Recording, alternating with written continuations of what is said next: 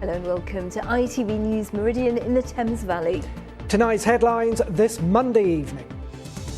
Tensions remain high at a protest camp in Buckinghamshire as work to deliver the HS2 rail project continues. Good evening. Tensions remain high at a protest camp in Buckinghamshire set up to protect woodland along the proposed HS2 rail route.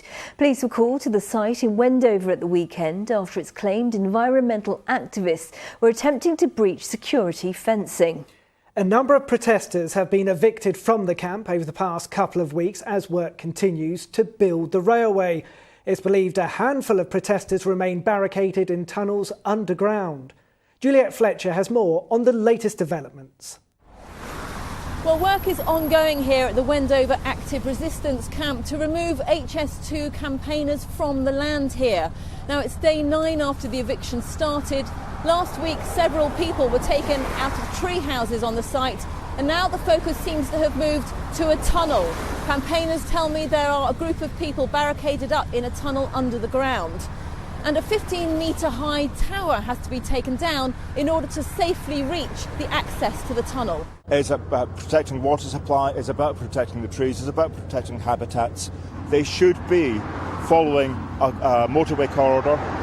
Wherever they come across AONBs or wildlife sites, they should be avoiding them where possible or tunnelling under.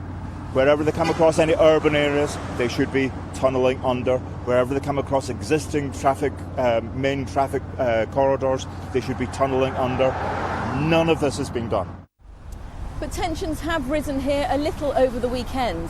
The campaigners say they're peacefully protesting about the proposed destruction of a piece of ancient woodland. But HS2 say they have a legal right to the possession of the land and the protesters are illegally trespassing. They said additional activists have appeared near the site, attempting to breach security fencing, assaulting our staff and throwing projectiles. They said their actions were wasting public money and putting staff at risk. Now, the campaigners deny this. They say they weren't throwing projectiles, but that some supplies were being thrown in for their fellow campaigners on the ground. Now, the remaining campaigners in the tunnel say they're going to stay there as long as it takes.